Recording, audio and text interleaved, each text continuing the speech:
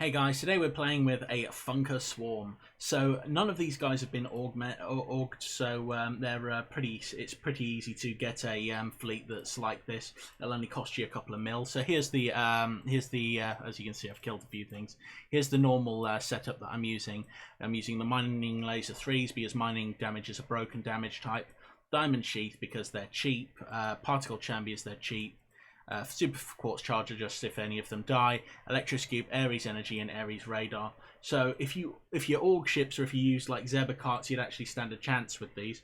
But I'm just going to see how strong we can be with just Phunkas on their own, completely unorged Phunkas. So they're not doing too bad in terms of damage. I mean, if you're a low level player, you can sort of burn through these enemies quite well. Using Phunka swarms like this. As you can see, all of them are running out of fuel, or rather energy. So we're it's basically one of those things where they are not the most powerful thing in the world, but it just goes to show you that even with a hastily thrown together stupid setup, you can still do relatively decently in the game. Now, you may be wondering which class I'm playing at the moment. So I'm currently playing on a speed demon character. Just going to apply as much damage as possible to take this guy out. And what I've got is the remote control skill, which benefits my control bots. So if we have a little look, where's our skills? If we go to our skills, we have our bot PhD. And basically that means that 30% of the speed demon stats are going to be added to the Phunkas. And because they're light fighters, we're going to have a bit of an advantage when using these. Against the enemy. So it's just like, this is not the most effective way of taking the enemy out. However, it just goes to show that you can take the enemy out using just a crappy hastily thrown together fleet, and you don't need like some end level stuff to take on sort of the medium and lower level AI in the game. There are a few different issues with damage and problems with shielding for low level players, but in terms of like damage output, we've actually got quite a lot of damage output coming from these guys. I mean, when they initially open fire on like the Rosemaries, as we're seeing here, they're still able to do a reasonably decent amount of damage, and the Funka's ridiculous super items will help whittle these things down. Now, this is by no means how the game is supposed to be played, and but it's just there to show you that you don't need the most expensive setup in order to survive, at least in the early game.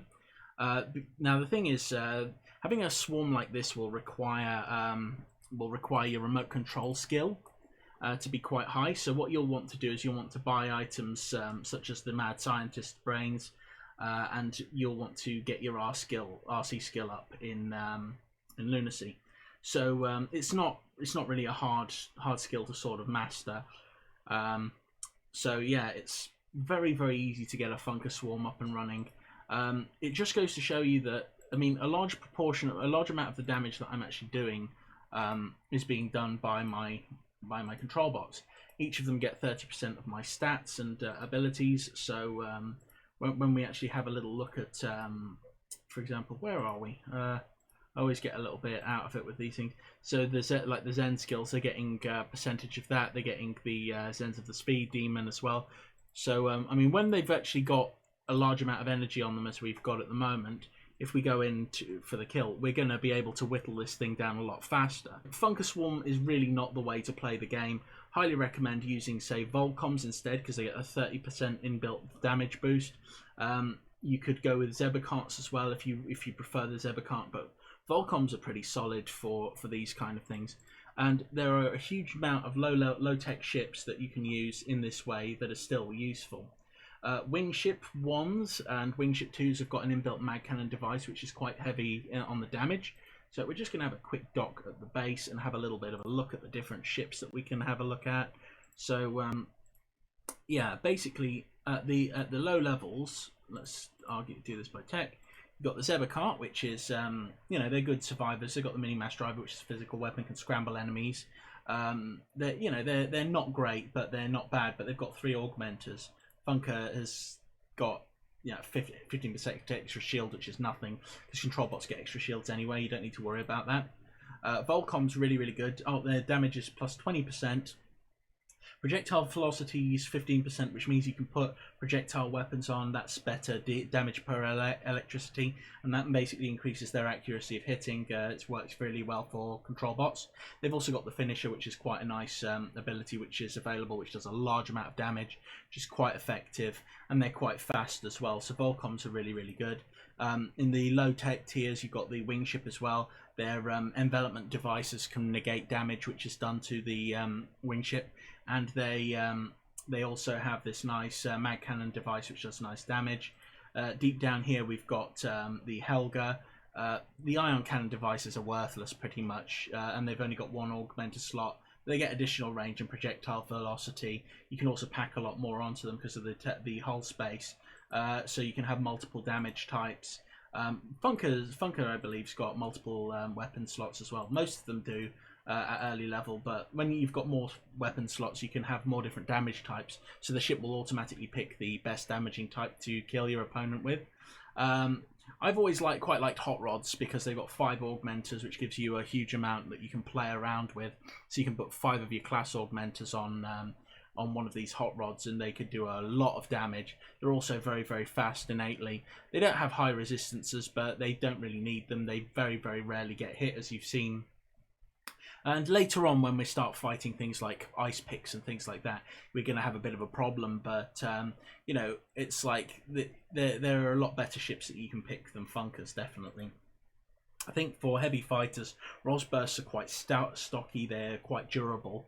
They've got huge hull space as well, which is good, and they've got a huge amount of weapons, and they've got nice tanky stats, which are absolutely brilliant. That 33% resistance, that's 31% more resistance to damage than you get for a Phunka. So, for example, they've got about 30% more shields innately, plus an additional 20% more shields. So they're really, really efficient. If you want something a little bit lower, there's the Roswell, which is practically the same thing. And I don't know whether or not the Rosburst drone devices will actually proc, but you know they're all right anyway. So if you're looking at these different ships and thinking about whether or not you want to play with that kind of thing, Volcoms are probably the best thing if you want to go with a ship swarm. But I chose to use Phunkas just to show you that it could be done with Phunkas. Now with Volcoms, I mean, they've got that 20% damage with 14 ships that we've got out. That's 14 times 2. That's quite a lot of damage. But you're getting a huge amount more damage from having a huge swarm of them. Plus, if you got rudimentary, just as cheap rudimentary damage augmenters on each of them, that's like 30% extra damage. So that's 50% extra damage for each of those ships that you could get than this. So you've got a massive increase on damage that you would have over this fleet. You'd be able to rip things to shreds. I mean, even now, I'm able to do significant damage to like the Basilises here.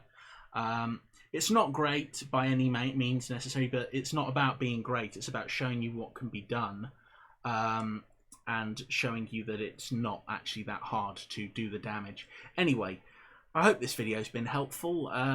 It just goes to show you there can be power in having huge swarms of stupid ships, and I do like playing with the Phunkas. So yeah.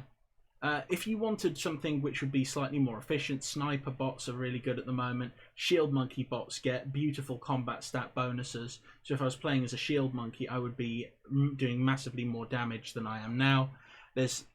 Basically almost any other bot in the game is probably better than the speed demon bots at the moment, because of the way that speed demon stats are very, very pro shielding. So definitely worth thinking about. I mean, even like fleet commander bots, for example, they do quite nice damage as well. So you get nice bonuses with them.